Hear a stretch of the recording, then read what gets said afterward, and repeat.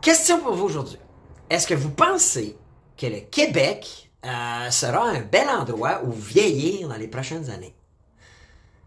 Je veux savoir ce que ça passe. Dites-moi dans les commentaires. Pour vous autres, pensez-vous que le Québec, tu sais, moi, là, je suis né ici, je suis québécois, francophone, et en théorie, je devrais passer et finir ma vie au Québec, comme probablement plusieurs d'entre vous. Maintenant, je vais vous avouer que ces temps-ci, je me pose la question, est-ce que je devrais envisager peut-être changer de place? Je vous dis ça parce que, tu sais, la semaine passée, je parlais comment que tout ce qui se passe dans les hôpitaux, comment que les opérations sont cancellées 4 heures avant d'être avant d'aller dans la salle d'opération. Je vis dans ma famille des gens qui attendent des nouvelles, ils appellent pour des suivis, ils sont même pas dans les listes. C'est tout fucké le système. Là, mais cette semaine, on apprenait que la population est vieillissante. En ce moment, on a à peu près 18% de notre population qui est aînée. Puis aîné, c'est 50 ans et plus. Ouais, je sais pas, moi j'ai 46. 50 ans et plus, selon les stats, on est considéré comme aîné. C'est normal que, en ce moment, on soit à peu près à 18% de la population et que dans 30 ans, on va être 30% plus de la population. Puis quand tu regardes les systèmes, où est-ce que il y a des, en ce moment, des aînés qui sont dans les hôpitaux des 40, 60 jours en attendant une plage au CHSLD. On a François Legault qui a décidé, avec son ministre des Finances, là, de contester une décision selon laquelle, ben, les RRQ, là, le chèque de vieux là qu'on reçoit à 65 ans, lui, il va en donner moins qu'au reste du Canada. En tout cas, il y a plein de... Je vais vous parler de ça. Alors, je repose la question, mais moi, je me questionne en maudit. Ça va être un bel endroit où vieillir au Québec dans les prochaines années? Sincèrement, je suis en train de me dire que, quand les on devrait-tu se faire un plan pour déménager? Il y a des façons. Il y a des pays qui sont ouverts à recevoir. Tu sais, puis, je sais pas vous autres, mais moi, en vieillissant, l'hiver, là, j'ai fait aux pieds, j'ai fait aux doigts. Tu sais, en vieillissant, puis je sais parce que j'ai des gens dans ma famille plus âgés qui, l'hiver, c'est plus tough. On a eu le temps de plus de passer l'hiver ici. Mais là, si on est pour passer un parti du temps quand il fait froid ailleurs, puis revenir, mais avoir un système de marde, c'est-tu comme positif les prochaines années? Écoutez, aujourd'hui, j'avais le goût de parler de ça, puis je vais vous présenter un peu ce que j'ai vu, puis ce que j'ai analysé, deep divé, puis je veux savoir ce que vous en pensez. Alright, fait que je fais jouer la petite intro, puis on en parle tout de suite après. Ciao, les gars!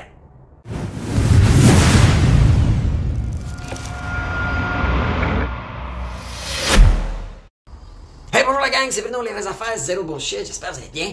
Oh, pause like vite fait, ok, s'il vous plaît, likez la vidéo, c'est bon pour l'algorithme, ça vous coûte rien, puis ça envoie un signal comme quoi vous avez la vidéo. Donc, que ce soit sur Facebook, YouTube ou peu importe où vous regardez ça, ben l'algorithme a le goût de le présenter lorsqu'il va y avoir de l'interaction avec les posts ou les vidéos. Alors, commentez, dites-moi si vous êtes d'accord avec ma question, question de départ, c'est un bel endroit où vieillir au Québec. Hein? Ouais, c'est drôle, hein? J'ai des doutes. Ma question en terre, Slack, puis je suis même en train de me dire, ça serait quoi nos options? Aujourd'hui, j'ai le goût de savoir ce que vous en pensez. Puis à la fin, si ça vous tente, partagez, faites juste share dans vos réseaux. Ça va aider des gens parce que je pense qu'aujourd'hui, comme société, on doit se poser des questions. On doit se poser des questions. La semaine passée, je parlais comment que le ministre Dubé est sorti en disant, écoute, notre système de santé puis son plan là pour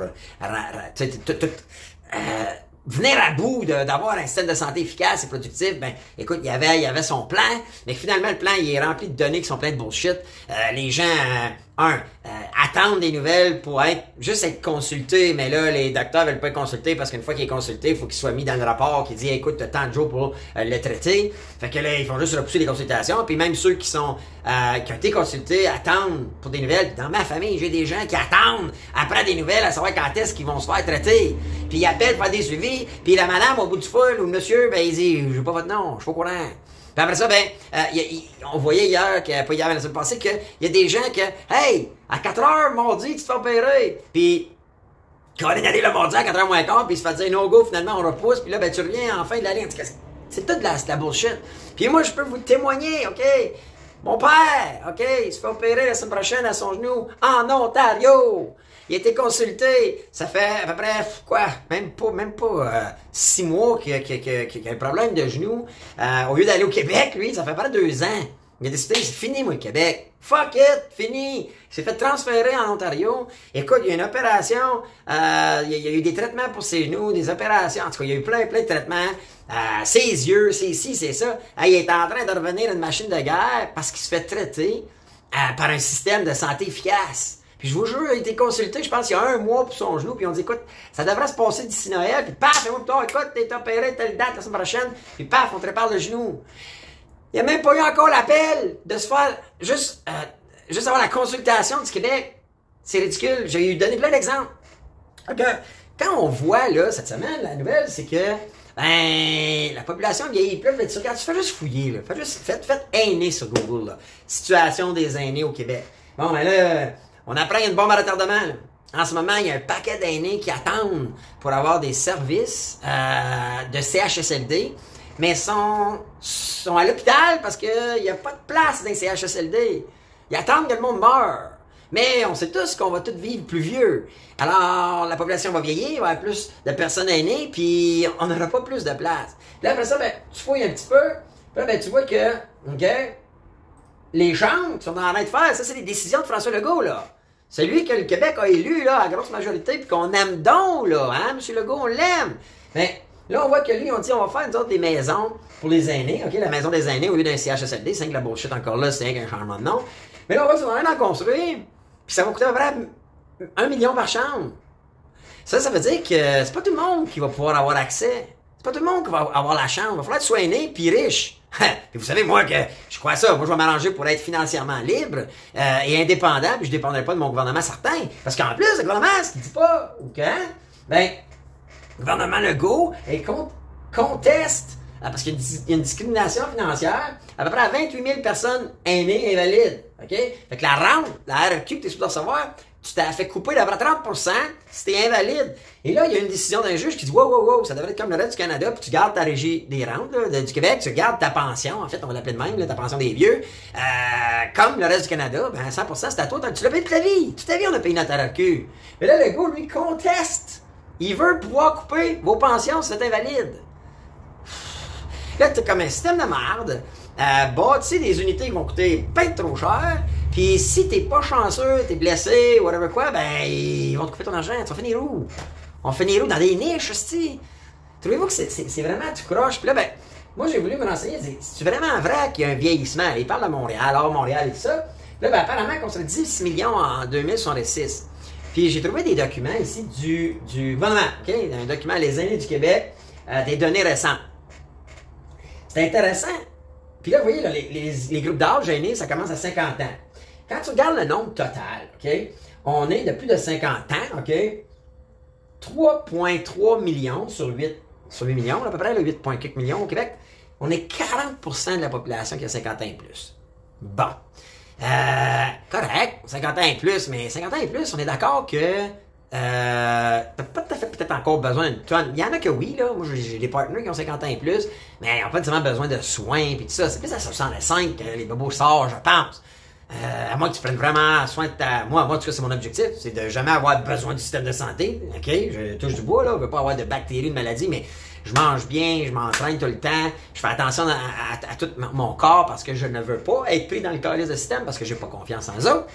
Puis quand tu regardes des projections, ici, là, ce que ça dit, c'est que en ce moment, bon, ben, on est... là, c'est 65, là, 1,8. Parce que là, ils sont venus à 65, mais en 2061, OK, dans 40 ans, mais moi, là, dans 40 ans, m'en avoir 86, là, OK? Donc, je vais être l'aîné, hein? Je vais être l'aîné. Mais on va être 30% de la population. Fait que le double à peu près d'aujourd'hui. Ça veut dire qu'il faut bâtir d'autres unités. Okay? Moi, je vis près d'un gros centre CHSLD. Puis, j'étais en temps quand il est arrivé, là, le confinement et tout ça, parce que les autres, ça avait l'air d'une prison sans barreaux, là. C'était une prison sans barreaux. Moi, ça me tente pas de finir ma vie dans les CHSLD. OK? J'ai des grands-parents qui ont fini leur vie là. Leurs 10 dernières années de leur vie, j'en parle souvent, moi, ici, ou si vous êtes dans la cohorte de mon master plan, que moi, je veux pas finir ma vie, mon 70 à 80 ou mon 75 à 85, je veux pas le finir dans un CHSLD. Parce que moi, je pense que j'ai une fin. Je pense que je vais finir à 80. C'est ça mon but. Puis je me fie aux moyennes. Puis ça me tente pas d'avoir les 10 dernières années que mes grands-parents ont eues. C'était pas beau. C'était pas jojo. C'était malade. C'était triste.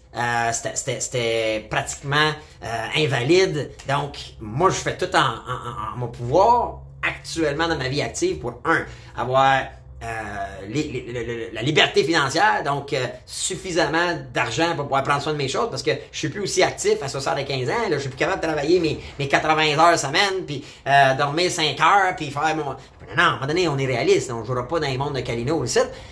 Mais à la base, faut que j'ai le support de mon gouvernement, surtout si j'y envoie 50% de mon salaire en impôts pour qu'ils puissent gérer cette situation-là. Ce qu'ils gèrent avec de façon de marde, selon moi.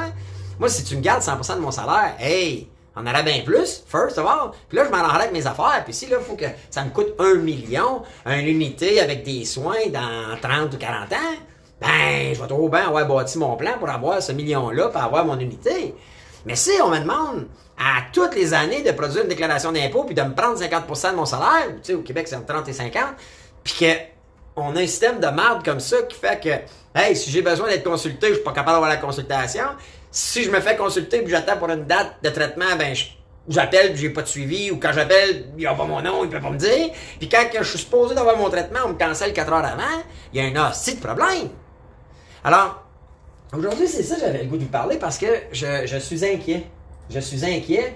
Moi, je regarde ce qui se passe en ce moment puis j'essaie de voir à plus long terme que juste dans un time frame d'1 an, 3 ans, 5 ans. Et je me dis, ça sera pas Jojo. Ça sera pas Jojo la suite des choses au Québec. Et je sais pas vous autres ce que vous pensez de ça, mais moi, sincèrement, je pense que je vais envisager un jour quitter le Québec. Je dis pas à vie, je reviendrai. Je dis pas que je reviendrai jamais, pis tout ça. Non, t'as de la famille, de l'amis, t'as un vécu. Mais à la base, est-ce que c'est la bonne place pour vieillir?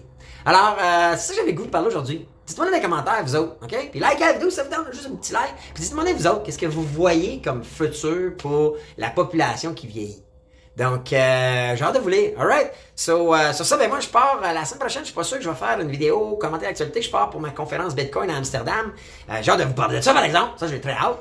Puis, parce que je crois sincèrement que il y a des opportunités ailleurs qu'au Québec. Vous le savez, je parle de ça avec Mouvement Crypto. Si vous êtes membre, on enseigne tout ce qui est la base de cette nouvelle industrie, cette nouvelle révolution de la blockchain puis de tous les projets crypto qui naissent de ça. Mais entre-temps, ben, je vais lire vos commentaires puis laissez-moi savoir. Selon vous autres, est-ce que le Québec est un bel endroit pour vieillir?